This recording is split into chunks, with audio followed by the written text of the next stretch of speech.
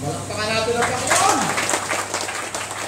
Ayan. Okay, tayo manalangin. Ang aming Diyos na banal at makapangyarihan sa lahat. Maraming pong salamat sa umagang ito at kami, Panginoon, ay pinagkalooban mo ng kalusugan, kalakasan, at linaw ng kaisipan, linaw ng paningin. Maraming salamat. Patawarin mo rin po kami sa lahat ng aming mga pagkakasala. At sa umaga po ito ay pakainin mo po ang aming uhaw at pagod na kaluluwa. Salamat po, Ama, sa pangalan ng Panginoon Jesus. Amen. Ano ba ingay na yan?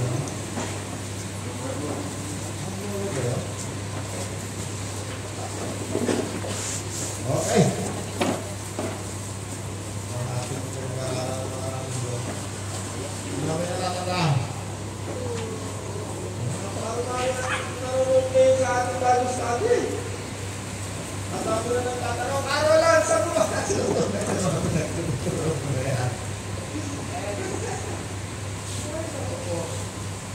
Hindi po yan tinuturo ng Panginoon dahil ako'y matalino, kundi upang ang bawat kapitan ni Kristo ay maghanda sa mga nagaganap na nangyayari sa mundo nito.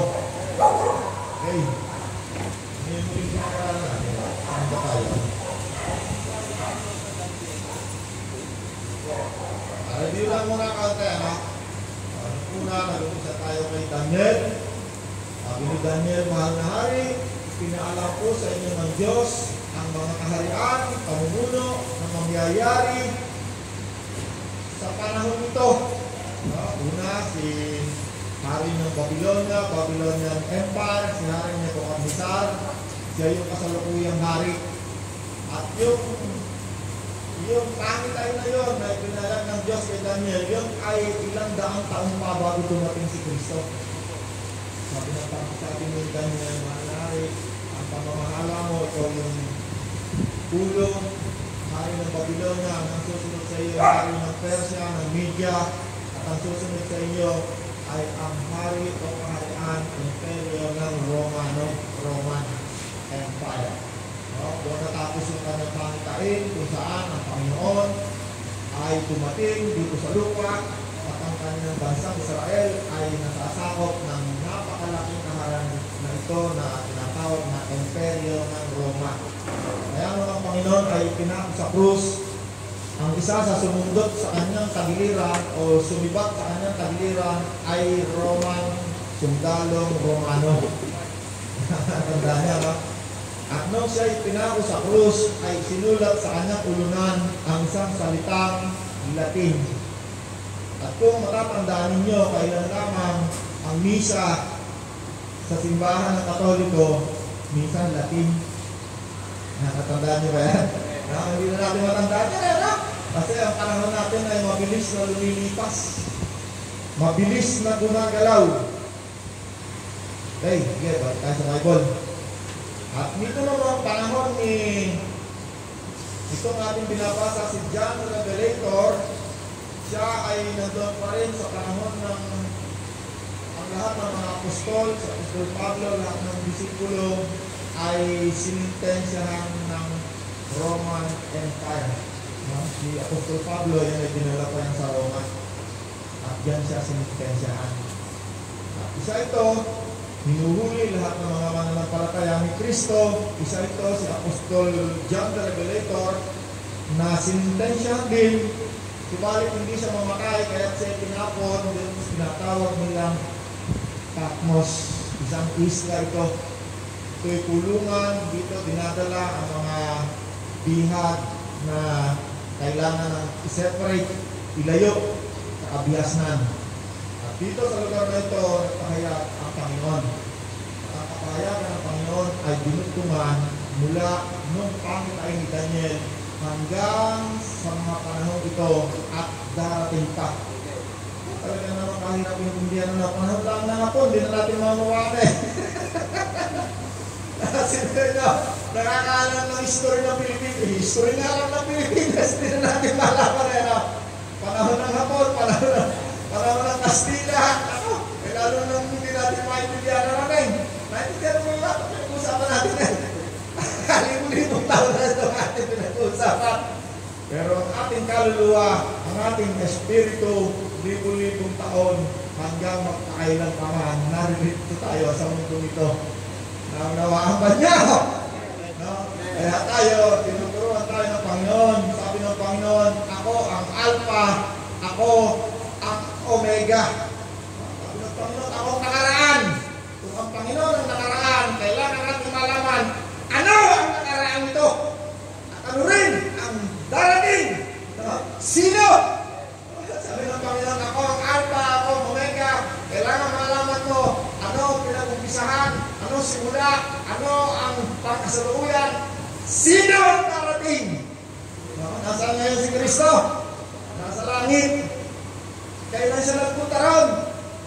2,000 years ago. Naku po, malulusaw na isip natin, ano? Bakit natin niya nalaman? Sapagkat siya ay nagpapadala ng mensahe, ng sulat. Kanino? Sa kaniyang katipan. Sino yun? Taas ang kamay na lang ipagtipan kay Kristo. Yun, hindi nagkakamali ang Panginoon na pagpapadala ng mensahe. Ano ang mensahe? Ano ang mangyayari? Ano ang kanyang gagawin?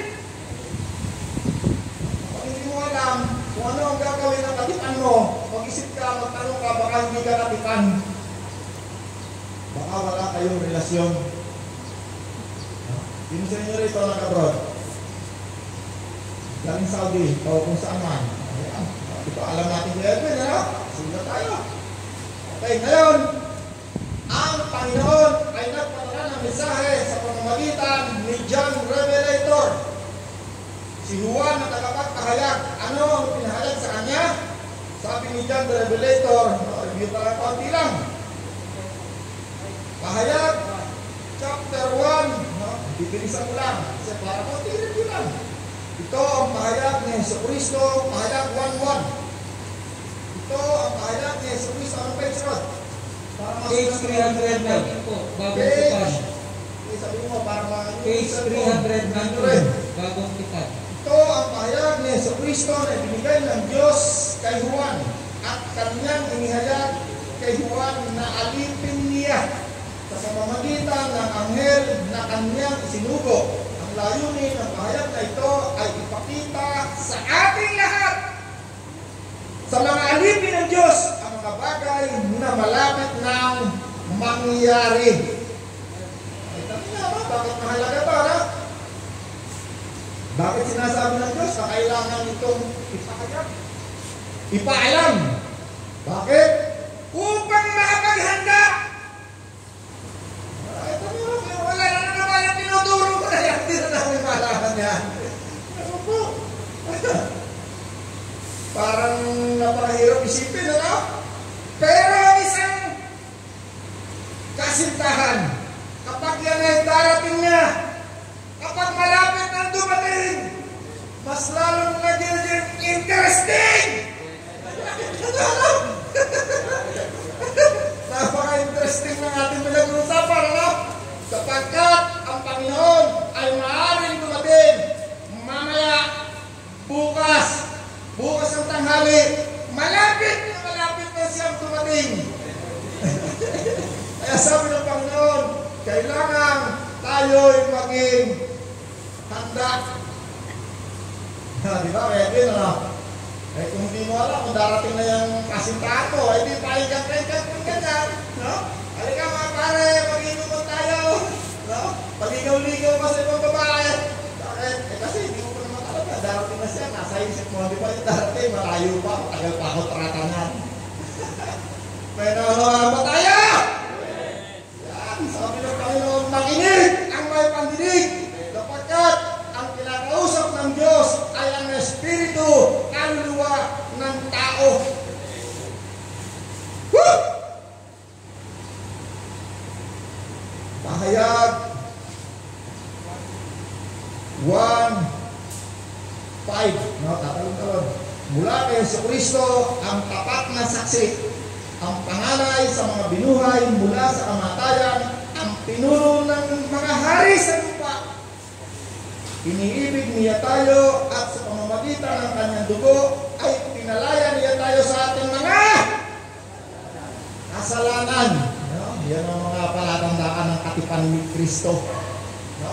Kung si brother, dati ang lasenggo, si Kuya Edwin, dati ang sakulero, si Evelyn, dati ang nakakasino, siya, dati ang kung ano-anong kalokohan, si Neneng, dati ang albularyo, kung ano-ano pang ginagawa mo rito sa mundo ito, sabi ni Kristo, ikaw ay binayaran, ikaw ay pinubos ng dugo ni Kristo, at ikaw ay pinalaya na! Beka na? Pinalaya ka pala ng Panginoon, ano? Sa pagiging lasenggo, ano na lang ang kailangan mong gawin? Gawin ang tama, ang matuwid, ang mabuti. Meron na tayo ngayong kapangyarihan sapagkat tayo binigyan na ng karapatan na maging anak ng Diyos. Hindi natin alam naman yan, bakit hindi mo alam na binigyan ka na ng karapatan maging anak ng Diyos. At sasabihin mo, naku, nilagay ako ng Diyos dito sa lugar ng mga lasenggo na rin ako. Hindi po. Ikaw ngayon ay pinalaya, binigyan ka na ng karapatan, gamitin mo ang iyong karapatan dahil ikaw ngayon ay anak ng Diyos. Hindi ka na anak ng demonyo. No? Nung dati, kasama mo yung mga demonyo, sinusunod mo yung demonyo, winawasak mo ang buhay mo at ang buhay ng mga tao. Ngayon, sabi ng Diyos, hindi na! Ano ka na ngayon? Ikaw ngayon ay isang ano ka? Anak ng Diyos. Wala ba kayo sinasabi ng Panginoon? Ano ka raw? Sabihin mo nga, kung ikaw ay anak ng Diyos, pag-alis mo sa lugar na ito, kailangan mo bang sumunod sa demonyo? Hindi na. Pag sinabi ng demonyo, halika, may gagawin tayong kasamaan, manunood tayo ng porno, maglalasing tayo, magnanakaw tayo, panunong ka, walang yan ang gagawin mo, kailangan mo bang sumunod sa demonyo? Parang nakakatuwa ito pinag-uusapan natin, ano? Pero totoo yan. Dati akong anak ng demonyo.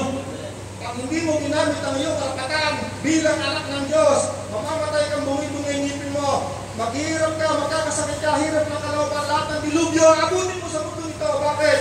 Yan ang dahilan bakit napunta dito ang demonyo. Upang wasakin ang gawa, ang tao, ang mga kaluluwa sa mundo nito. Subalit na pa rito si Kristo upang wasakin ang gawa ng demonyo sa buhay ng isang tao. Nananawa ka ba, Joseph? Ha? Opo. Ngayon, ang Panginoon ay nagbibigay ng mensahe anong mangyayari sa susunod na mga oras, mga araw.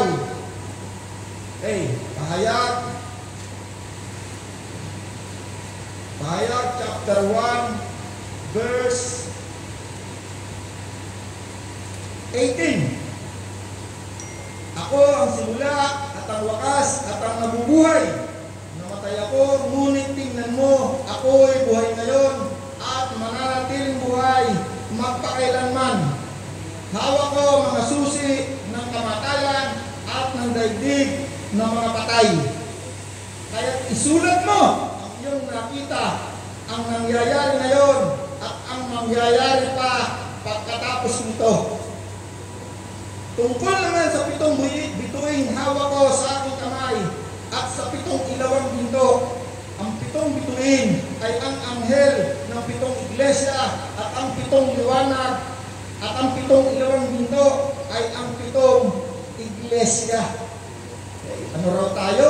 Ang bawat taong tumanggap kay Kristo ay bahagi ng katawan, iglesia, katawan ni Kristo. Yung nakarinig lang na ginawa ng pangalan ng religion. At ang sabi na ng religion na to, pag hindi ka miyembro namin, hindi ka maliligtas. Dagat-dagatan, hindi ka mapoy kayo lahat. Pag hindi kayo miyembro ng iglesia nito, bilagyan pa ng pangalan. Piranoy na kayo. Pero makita mo, ito lang sila sa inyo, mga sigarilyo, may babae, may ganito. Anak sila ng demonyo. Pero lang, marami kang makakaaway talaga. Pag ikaw, tumayo ka sa totoo, hindi ka lang makakaaway nila, papatayin ka pa. Nakita niya, mamaya may mga kaluluwang nakita dito si John the Liberator sa langit. Sabi, sino yung mga kaluluwang yan? Yan ang mga taong tumayo sa katotohanan. Pinagpapatay sila. At ang unang pinatay, yung mga disipulo, si Kristo para ang una at ang sumunod, yung napakarami niyang disipulo. Bakit? Akala ng demonyo, matatapos na ang paghahari ng Diyos sa mundo nito. Eh sinabi na ng Diyos kay John the Revelator at kay Daniel, patuloy na mananakop ang kahariang ito na bumaksak sa huling imperyo na hanggang ngayon ay nandun tayo. Ano yung maliit na bato? Ang kaharian ni Kristo. Isang uri ng kabayong puti, ibig sabihin ay dumating at patuloy na nananakop. At ang marami sa atin ay sinakop na nito at patuloy itong nananakop. Ang sumunod na paghahari na pamahalaan na dumating sa mundo nito ay ang kabayong itim, pamamahala ng Muslim. Ang kabayong pula, pamamahala ng komunista. At ang kabayong maputla, ang demokrasya na nagkukunwang maputi na sa katotohanan ay napaka-putla. Pero lang, patay ka sa komunista, patay ka sa demokrasya, patay ka rin sa Muslim! Sabi ni Apostol Pablo, ang kamatayan ay pakinabang sa akin. Ano si Apostol Pablo? Pinatayan! Kapag ikaw, ano sa totoo, ang number one mong nakakalaban, sarili mong relihiyon. Bakit? Ang Panginoong Yesus, hindi yan nagpasakop sa religion na. Anong religion ni Kristo? Ang siya dumating? Pariseo. Ang kanyang pamilya, maging si John the Baptist, ay miyembro ng isang napakataas na komunidad sa religion. Ang tatay niya ay high priest. Si John the Baptist. Sige, tuloy tayo! Saan na tayo? Pahayag for Pahayag 5:7. Lumapit ang kordero at kinuha ang kasulatang nakabalumbon sa kanang kamay ng nakaupo sa trono nang ito'y kunin niya. Nagpatira pa sa harapan ng kordero ang 4 na nilalang na buhay at ang 24 na matatandang pinuno. Bawat isa'y may hawak na alpa at may gintong mangkok na puno ng insenso na siyang panalangin ng mga hinirang ng Diyos. Talon-talon ako kasi review na lang na ito. 5:11. Tumingin ako muli at narinig ko ang tinig ng milyon-milyon at libo-libong anghel. Sila ay nakapaligid sa trono, sa 4 na nilalang na buhay at sa matatandang pinuno at sila ay kumakawit ng malakas. Ang korderong pinatay ay karapat-dapat tumanggap ng kapangyarihan, kayamanan, karunungan, kalakasan, kaluwalhatian, papuri at paggalang. Ginagawa sa amin, umaawit. Kaya kailangan tayo ng marunong umawit. Napakalaga, ano? Sabi ng mga tala ko, marunong umawit, kaya tayo na lang ako. Punta mo sa langit, meron tayong gagawin. Aawit tayo. Kanino? Sa Diyos na lumikha sa atin. At kay Kristo, kordero. Ano sabihin ng kordero? Ang kordero, yan ay tupang lalaking bata na iniaalay. Yan ang ginagawa ng mga Hudyo doon sa kanilang templo na winasak ng imperyo ng Romano. Ang unang nagwasak din sa templong yan, imperyo ng Babylonia. Tinayo yan, winasak muli ng imperyo ng Roma. Pagkatapos na umalis si Kristo 70 years after na siya pumunta sa langit. Woo! Ang tawag kay Kristo, kordero ng Diyos na nag-aalis ng mga kasalanan ng sanglibutan. Inaawit natin ano? Kordero ng Diyos na nag-aalis ng mga kasalanan ng sanlibutan. Salo-salo pa natin ano? Pero hindi nila naintindihan yan. Kinakanta nila pero hindi nila naintindihan. Kordero ng Diyos na nakaalis ng mga kasalanan ng sanlibutan. Paglabas na simbahan, makita mo ito sa madyungan. Totoo yan, diba? Wala kasinungalingan yan. Makita mo ando sa babae niya. Anak ng Diyos, anak ng demonyo. Ang kordero ng Diyos, si Kristo. Hindi nga nila nakikilala si Kristo eh. Si Kristo, ang kordero ng simbolo ng iniaalay ng mga Hudyo doon sa templo. Malay mo naman. Pahayag 6. Ayan na. 1. Yan. Nakita ko ang kordero. Kordero ang una sa 7 selyo. Narinig ko sinabi, kabayong puti, kabayong pula, kabayong itim. At ang sumunod ay kabayong maputla. Okay. Pahayag 6. 9. Ayan na. Ayan na. Natapos na tayo rin ng mga linggo. Nang alisin ng kordero ang 5 selyo, nakita ko sa ilalim ng dambana ang mga kaluluwa ng mga pinatay dahil sa salita ng Diyos at dahil sa pagpapatotoo nila dito. Yan ang nakita ni John the Revelator.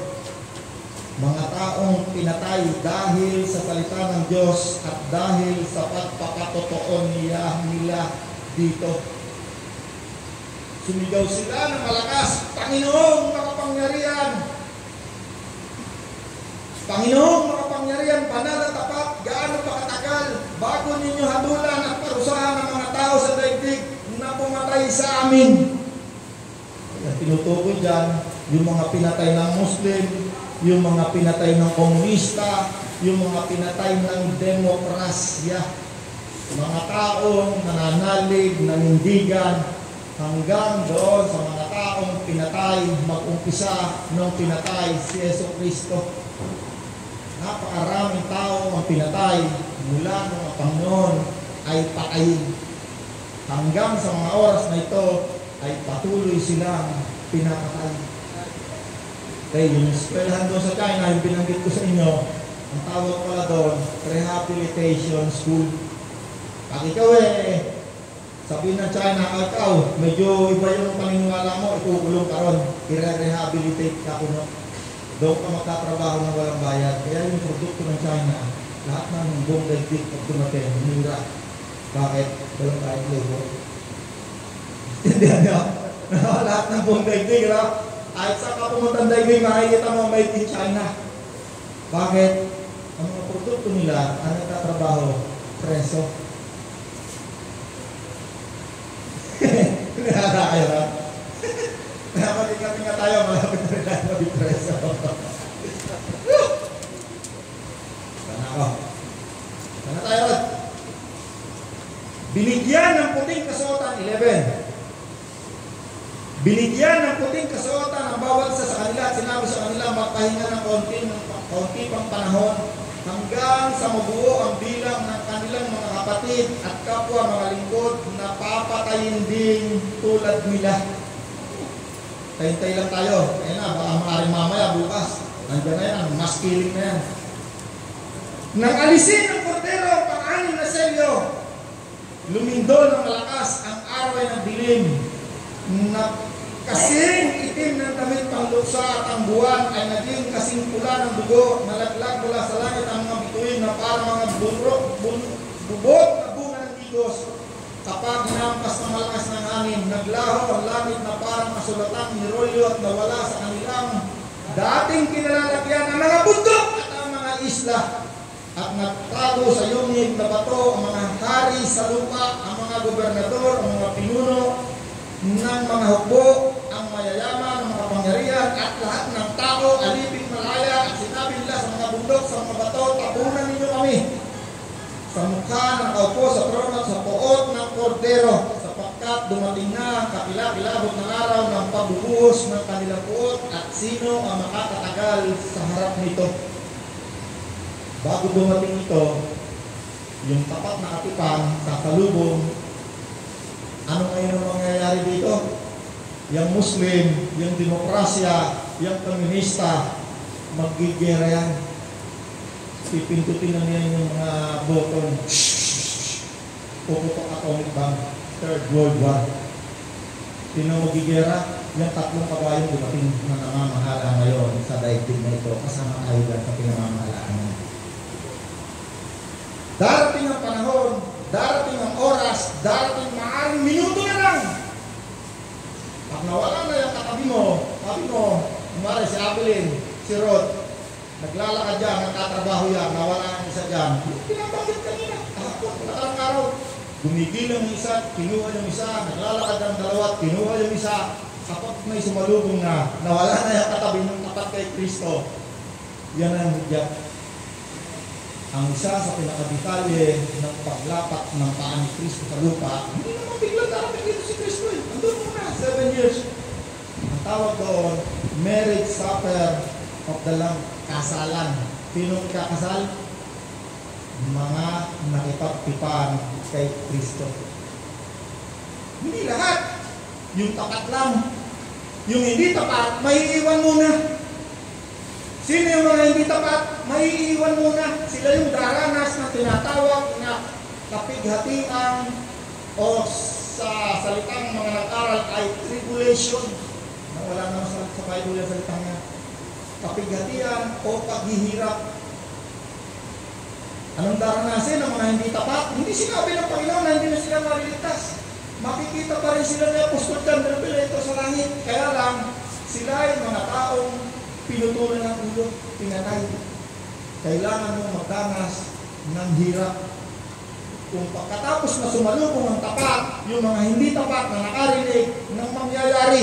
No, isa na dyan nangaring si Joseph, naririnig niya ngayon anong mangyayari. Kapag ito'y nangyari na, yung hindi tapat, tatayo yan, magiging tapat. Pero, pag ikaw ay tapat, sasabihin na ng gobyerno, after mag-gera, Third World War, Muslim, demokrasya, komunista, mag-gera yan. Pagkatapos ng gera, ang matira dyan, matibay, ang Amerika, malilimutan yan, mawawala na yan. Merong isang tatayo dyan, na umuno, ang tawag doon, Anti-Kristo. Yun ang susunod na mamumuno dito sa daigdig nito. Kaya yung COVID-19 na yan, pattern na yan. Pag nagkaroon na ng gera, after nang mawala na yung usok, pag nagputok na yung mga gera na yan, magpipili mo ang ating daigdig natin makikita harap.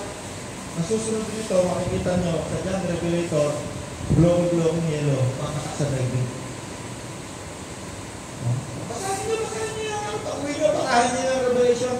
Yan ay karugtong ng Revelation ng Diyos kay Daniel. Si Daniel, ang unang pinagpahayagan ng Diyos ng mga mangyayari na uri ng pamamahala, uri ng pamamalakad ng mga hari at kapangyarihan sa daigdig nito. Pag sumunod ka pa dyan sa Revelation, nilaliman mo pa, binasa mo pa yan, mas lalaki yung detalye. At maaaring hindi mo na maunawaan kasi mga bansa-bansa na yung mga sukay, mga mata. Sinabi ng Diyos kay Apostol Juan, pag hindi mo na kailangan malaman, hindi na kailangan malaman. May mga sinabi nga ang Diyos dito, walang pinalaman ang isang mananampalataya. Anong pinapaalam? Pinapaalam lang sa iyo, sa atin, yung meron tayong pinalaman. Bakit? Kasi yung ulo natin, limited lang yan. Hindi natin kaya unawain ng maraming bagay. 2,000 years ago na, anong nga lang ng hapon, hindi natin nalalaman eh. Yung pa kayang 2,000 years, yung pa kaya libo-libong taon. Pero mahalaga na malaman mo anong mangyayari. Kung ayaw mo nang alamin yung nakaraan dahil hindi kaya abutin ang isip mo, mahalaga mong malaman anong susunod mangyayari bukas. Yung malang bukas, mas makalawat. Yung pagdating ni Kristo. Kailangan mo malaman. Bakit? Diyan sasandig ang pananampalataya, pananalig ng isang mananampalataya kay Kristo. At pag yan ay nalaman mo, tumatak yan sa puso mo, wala nang makakapaghiwalay pa sa iyo sa pag-ibig ng Diyos. Hirapan ba? Ang sakit ba? Ang kapigatian ba? Wala nang nakakaagaw pa sa iyo sa pagmamahal ni Kristo. Bakit? Nakaangkla na. Decided na. tumatak na sa iyong utak at puso, hindi ka na pwede pang mawalay kay Kristo. Bakit? Nakaplano na ang landas mo. Kaya nakaraan na tayo. Pahayag 7:1. Pagkatapos nito, may nakita akong 4 na anghel na nakatayo sa 4 na sulok ng daigdig. Pinipigil nila ang 4 na hangin upang hindi umihip sa lupa, sa dagat, sa alinmang punong kahoy. At nakita kong umakyat sa gawing silangan ang isa pang anghel, taglay ang pantatak ng Diyos na buhay. Sumigaw siya sa 4 na anghel, binigyan ng kapangyarihan ng minsala sa lupa, sa dagat. Huwag muna ninyong pinsalain ng lupa, ang dagat o ang punong kahoy hanggat hindi pa namin nalalagyan ng tatak sa noo ang mga lingkod ng ating Diyos. At narinig ko ang bilang ng mga tinatakan, 144,000 mula sa bawat lipi ng Israel. Ito na ngayon ang mangyayari. 7 years, sumalubong na si brother, si Kuya Edwin, sumalubong na, si engineer, sumalubong na, si engineer, sumalubong na rin. Inaharap natin ngayon. May nangyayari sa langit. Nandun sila. Anong sabi ni Daniel? Ang lahat ng umakay sa masasama patungo sa pagiging matuwid ay magliliwanag sa langit. May nangyayari sa langit. Sabi ni Daniel. Sinabi rin niya Apostol John Revelator. At sila ay bibigyan ng parangal. Parangal, ano? Pag nagbag ng Bible, isang araw na pala ako nagbabasa ng Bible. Akala ko, isang oras na ako nagbabasa. Lalo na kaya kung nandiyan ka na sa harap ng Panginoon, yung 7 taon ay maaaring isang oras lamang sa atin. Yung 7 taon. Merong parangalan. Kaya na tayo. Merong tinatakan. No? Magkakaroon ito ng kantuhan. Nung umalis na, 7 taon dito sa lupa, meron din naman nagtatatak dito sa ibabaw ng lupa. Sino? Yung Antikristo. Si Satanas. Tatatakan niya sa pilitan ang mga tao. Kaya darating tayo dyan. Basahin na natin. Pahayag 1. Pagkatapos nito'y nakita ko ang napakaraming tao na hindi kayang bilangin ni naman. Sila ay mula sa bawat lipi, bansa, wika, nakatayo sila sa harap ng trono at nakadamit ng puti at may hawak na mga palaspas. Sino yan? Yan yung mga sumalubong. Ito yung binabasa ko. Pahayag 1:9. Ay, pahayag 7:9. Sorry. Pahayag 7:9. No, nung una doon sa pahayag 6:9, nandun yung maraming mga pinatay. No? Doon sa una kong binasa ngayon, hindi 6:9. Yung unang mga nakita ni John the Revelator na pinatay sa pahayag 5:8. No? Saan ba yun? Kanina yung una natin binasa. Okay?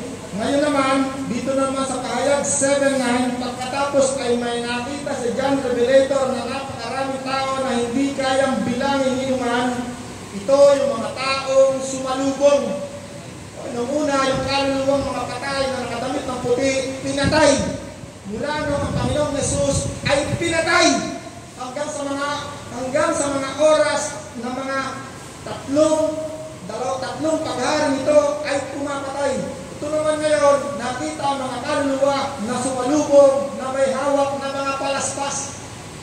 Kita niyo yung ginagawa natin dati, ha? Mayroon sila salubong. Salubong. Okay. Mga kaluluwa sa langit ito, no? Mayroong sinasabi dito si John Revelator, nangyayari sa lupa, mayroong nangyayari sa langit, mayroong nangyayari sabay-sabay, kaya ito hindi ito nauunawa ng kahit na sinong tao. Ang Panginoon lang nagpapaunawa nito sa mga tao. Meron kaya susunod pa. Sumisigaw sila ng kaligtasan na nagmumula sa ating Diyos na nakaluklok sa trono at sa kordero. Tumayo ang lahat ng mga anghel sa palibot ng trono ng matatandang pinuno ng 4 na nilalang na buhay at sila'y nagpatira pa sa harap ng trono at sumamba sa Diyos at nagsasabi, Amen! Sa ating Diyos ang papuri, kaluwalhatian, karunungan, pasasalamat at kalakasan magpakailan pa man. Tinanong ako ng isa sa matatandang pinuno sino ang mga taong nakadamit ng puti at saan sila nanggaling? Ginoo, kayo po ang nakakaalam. Ang sagot ko, at sinabi niya sa akin, sila ang mga nanggaling sa matinding kapigatian, nilinis nila at pinaputi ang kanilang damit sa dugo ng kordero. Yan ang dahilan kung bakit sila ay nasa harap ng trono ng Diyos at naglilingkod sa Kanya araw at gabi, at ang nakaupo sa trono na kumukupkop sa kanila. Meron pang sa uling grupo, nakadamit na naman ng puti. Sabi ni John Revelator, sino naman itong mga ito?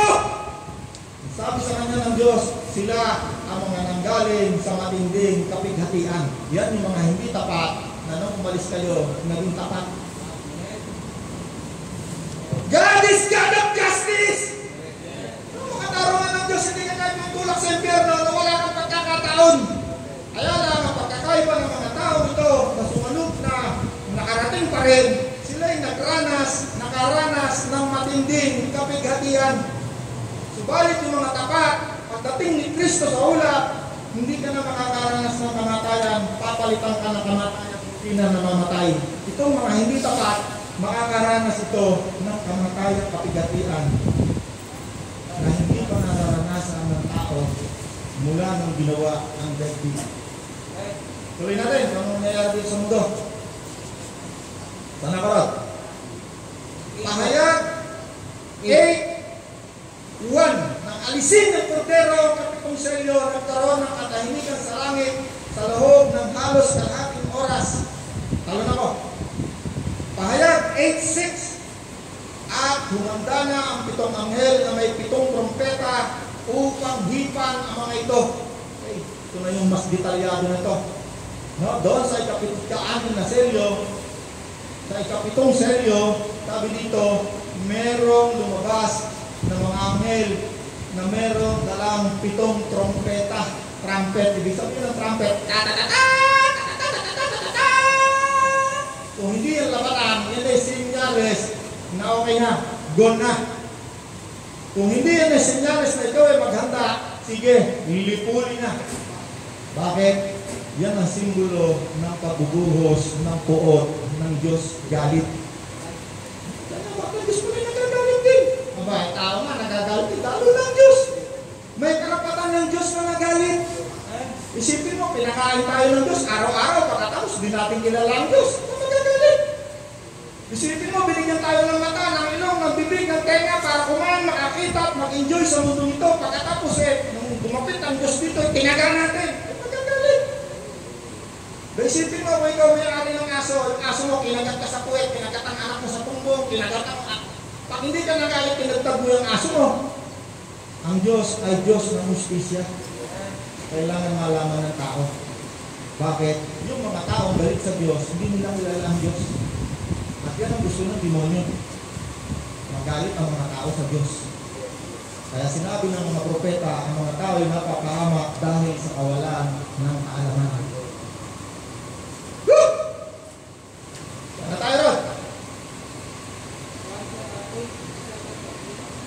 8:7. At tumanda ang 7 anghel ng hipan ng mga ito. Ang unang anghel ang kanyang trompeta, umulan ng batong yelo. Apoy na may halong dugo at nasunog ang 3 bahagi ng lupa, 3 bahagi ng punong kahoy at lahat ng sariwang damo. Hinipan ay 2 anghel ang kanyang trompeta at bumagsak sa dagat ang isang parang malaking bundok na nasusunog. Naging dugo ang 3 bahagi ng dagat at namatay ang 3 bahagi ng mga nilalang naroon. Nawasak ay 3 bahagi ng mga sasakyan at pandagat naroon.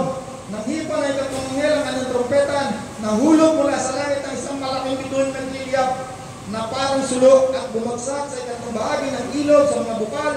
Bituin tinatawag na kapaitan, kumain ay 3 bahagi ng tubig at maraming taong namatay pagkainom ito. Hinipan ay 4 anghel ng trompet na pinsala at 3 bahagi ng araw ay 3 bahagi ng buwan, 3 bahagi ng bituin. Kaya't nawala ay 3 bahagi ng kanaliwanag nagdilim sa 3 bahagi ng maghapon at walang tumanglaw sa 3 bahagi ng magdamag. Pagkatapos ay nakita ko ang isang agilang lumilipad sa kalawakan at narinig ko sumisigaw, kalagim-lagim, kalagim-lagim, kalagim-lagim ang sasabitin ng lahat ng nasa lupa. Pagtunog ng trompeta na hihipan ng 3 anghel anghel. At hinipan na ikalimang anghel ang kanyang trompeta. Nakita kong nahulog sa lupa ang isang bituin. Binigay rito ang susi sa bukana ng napakalalim na hukay. Binuksan ang bituin ng napakalalim na hukay. Tumaba sa makapal na usok na tulad ng usok na malaking hurno. Kaya't nagdilim ang araw at ipawawid. At mula sa usok ay naglabasan ng mga balang na umalat sa lupa. Binigyan sila ng kapangyarihan tulad ng mga lakdan at pinagbilin sa kanilang huwag sirain ng damo. Punong kahoy ang mga laman ng mga tao lamang na walang tatak ng Diyos sa noo ang maaari nilang saktan. Hindi pinahintulutan ng mga balang na patayin ang mga ito, kundi pahirapan lang sa loob ng 5 buwan. Parang kagat ng alakdan ng kirot ng kagat ng mga palang na ito. Sa loob ng panahon yun, nahanapin ng mga tao kamatayan, ngunit hindi ito matatagpuan. Nanaisin nilang mamatay, ngunit lalayuan sila nito. Ano? Tanda mo ba na kalabing-labing to, ano? May darating na salot, alakdan, parang alakdan.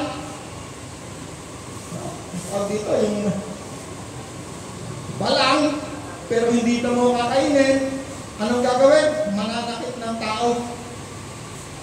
At ang mga taong walang tatak ng Diyos, yung mga may tatak na yan, nandun lang sa loob ng Israel yan. May nangyayari sa loob ng Israel, may nangyayari din sa labas ng Israel. Nagtatatak doon sa loob ng Israel, nagtatatak din yung Antikristo, si Satanas. Kanino? Sa mga tao rin. At papatayin niya yung ayaw ng patatak. Kaya yan yung nakita niya ng John the Revelator sa langit. Bakit? May mga taong nanggaling sa matinding kapighatian. Sila yun. Kahit gusto mo mamatay, hindi ka mamamatay. Ngayon sa COVID, dami na mamatay. Sabi ng mga tao, ako, tago tayo. Baka tayo yung magkasakit, tayo mamatay. So, dumating na itong matinding kapighatian, kahit gusto mo mamatay, hindi ka mamamatay. Mararamdaman nila hirap, sakit, hapdik ng katawan. Ngayon na ako naman. Pag yan ay dumating na, at kayo'y nabubuhay pa, tayo'y nabubuhay pa, siguraduhin nyo, yan yung sinabi ng Panginoon nung tayo'y nag-aaral pa ngayong oras na ito. Tuloy pa. Yan na tayo, Rod. Anong verse na tayo? Yung sinasawa nila. Saan ako, Rod? 11. Okay, 8. Pahayag 9. Pahayag 9, 12. Okay na, sa 12 na ako. Nakarana ang unang lagim, dalawa pang lagim ang darating. Itong mga lagim na ito, hindi pa ito nangyayari, pero maaaring na ito mangyari. At sa simultaneous ito, mabilis ang pacing nito. Pagsalubong ni brother sa Panginoon, ito na ito. Ito na yung mga susunod mangyayari. May naunawa ba kayo? Sino sa inyo nakakasunod, may naiintindihan? Okay, naiintindihan ko. Merong hindi nakakaintindi, naiintindihan ko kayo. Dahil ito hindi naiintindihan ng isip lang ng tao. Kailangan kasama mo si Kristo. Pag isip lang ng tao kasama mo, maliligaw ko ito. Pero ang alalaman. Ano sumunod? Nakaraan ang unang lagim, dalawa pang lagim ang darating. Hinipan ay ika-anim na anghel ang kanyang trompeta at nakarinig ako ng tinig mula sa mga sulok ng gintong gambara na nasa harapan ng Diyos. Iniutos nito sa ika-anim na anghel na may trompeta. Kalagan mo ang 4 na anghel na kagapos sa tabi ng ilog Euphrates.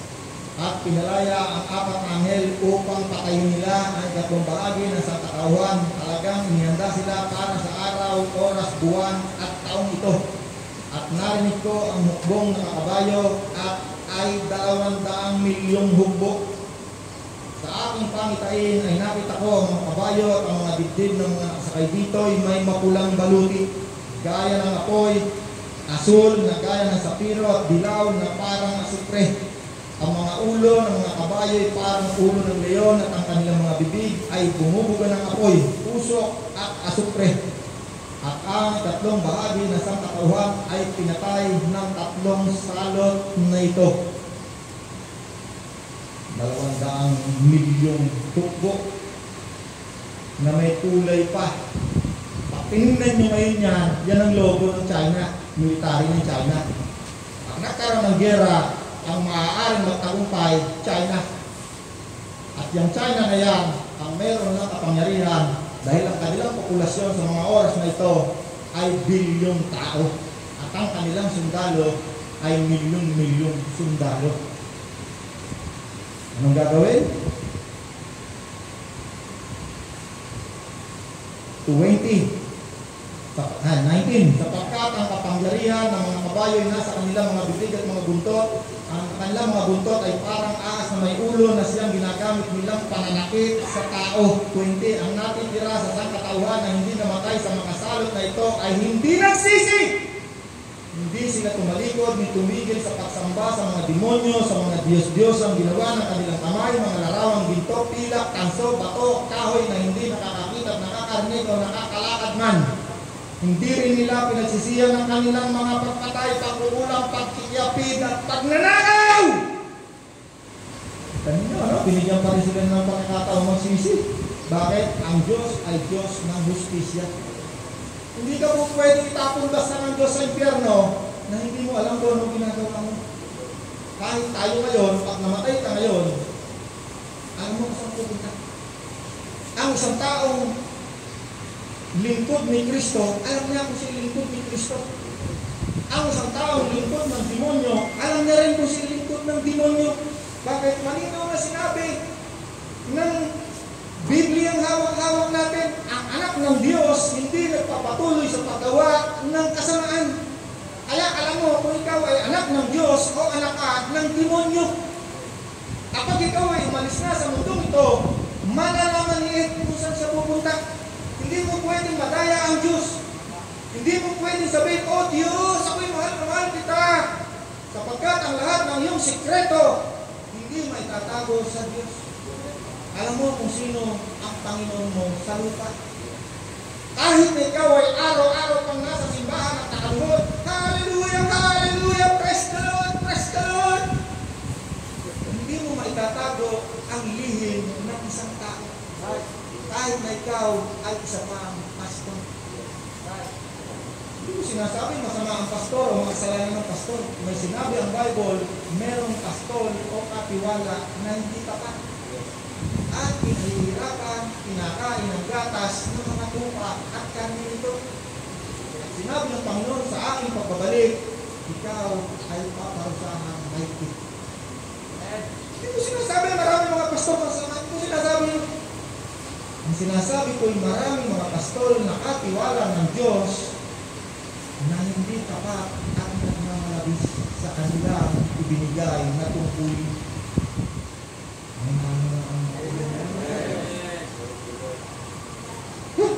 Pahayag 10:4, ilihim mo mga sinabi ng 7 kulog, huwag mo nang isulat. May mga sinasabi ng Diyos na huwag na isulat yan. Ilihim mo na lang po na yan. Bakit? Hindi natin kailangan. Ano lang ang kailangan? Ang kailangan mo ay malaman mo sa iyong sarili na ikaw ay bahagi ng pagsalubong, pagdating ni Kristo.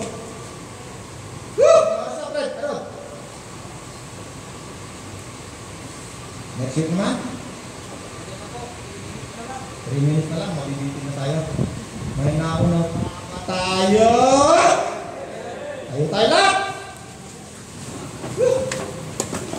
O dakilang Diyos na mabuti, ikaw ang nagpapahayag sa mga tapat na lingkod mo at maging sa hindi pa tapat na lingkod mo, ikaw ang nagpapadala ng mensahe kung ano ang gagawin mo sa mundong ito at kung ano ang mangyayari at nangyayari dyan sa kalangitan kung saan ka nandun ngayon. Sinasabi mo rin sa iyong mga katipan ang nangyayari at mangyayari pa. At pinaghahanda mo kami sapagkat ikaw ay darating na. Marami pong salamat, Ama, sa oras na ito na binigay mo po sa amin at narinig namin ang iyong tinig. Hindi sa dahil matalino si Kuya Roland, kundi ikaw ay nagpapahayag, nagpapaalam para sa bawat isa upang sa pag nangyari na ang mga bagay na ito ay walang mga pagdahilan na hindi namin alaman ang gagawain mo. Salamat po, Ama, sapagkat ikaw ay mabuti. Sinasamba ka namin sa umagang ito sa pangalan ng Panginoong Hesus. Amen. Palakpakan natin.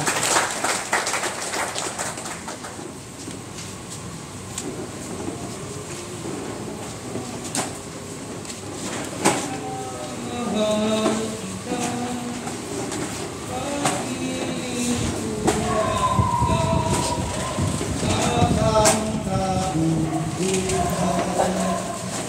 Ang kabubuhan, Panginoon, minamahal kita, sa sambahin kita,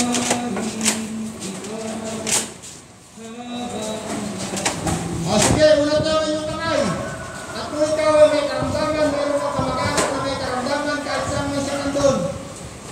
Sabihin mo, o Ama naming Diyos, ang mabuti, inuulat namin ang aming kamay.